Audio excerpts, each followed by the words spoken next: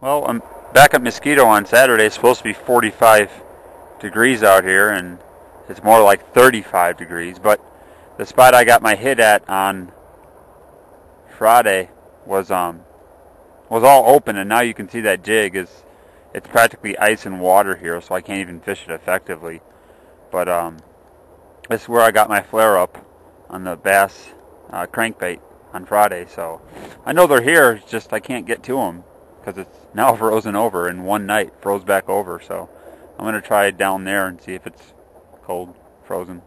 2 minutes later, came back down from the frozen side. Came over to where the wind was blowing. It's half ice over here on the grass jig with the Lake Fork Magic Shad swim trailer just dragging it on the bottom. First cast right where you see those ducks right there on the shore. There's about a 2-pounder here, nice and fat. He hit it just a double tap. So this will probably be the last bass of the year, but now I'm pumped. I'm gonna go for another one. But you see results, guys. You guys are sitting at home in front of your toasty warm fireplaces. I'm out here gripping lips. 34-degree air temperature.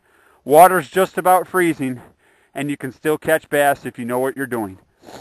There we go. There it is, 211, 212. That's what that fish weighs. So almost a 3-pounder. It's cold out here. I mean, you can see I got gloves on. I'm freezing, but I'm pumped now, so see if we can get another one. For those that are curious what I'm doing with this jig, it's kind of like what I talked about in my very first video when I went over using the spinnerbait and paralleling the shoreline. That's exactly what I'm doing here. This is a very small pond, as you can see, but this is the body of water I choose to fish this time of year because it allows me to take away the water that I know is going to be unproductive, that being way down there by where you see my blue Jeep parked. That's really shallow over there, and it's really muddy. While as over here we have the deepest parts of the lake. We have a windmill you see there, which actually has a tube system that goes underground and fills an air jug on the bottom of that windmill and pumps it out into the lake. So this lake never really freezes in the middle of winter. There's a pocket of air that's coming up from the bottom, and that's what keeps these fish alive and healthy. So all I'm doing here is just paralleling the bank, which has a very slight taper from about 1 foot to 2 foot to 3 feet, and then about 6 to 7 feet out, it drops suddenly to about 5 feet.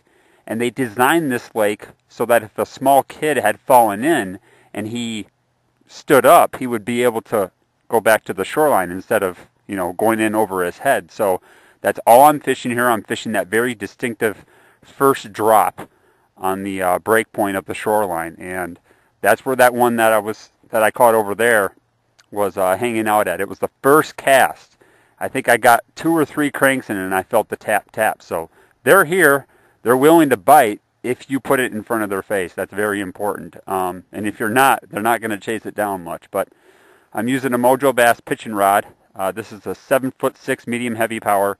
Not the best rod, I would say, to be using for a swim jig, dragging it on the bottom. I'd probably want something with a little bit of a softer tip, but after I did catch that one fish, I did miss another one right after that. So I know they're here. I'm freezing my butt off, but I'm going to stick it out and see if I can catch another one. So stay tuned.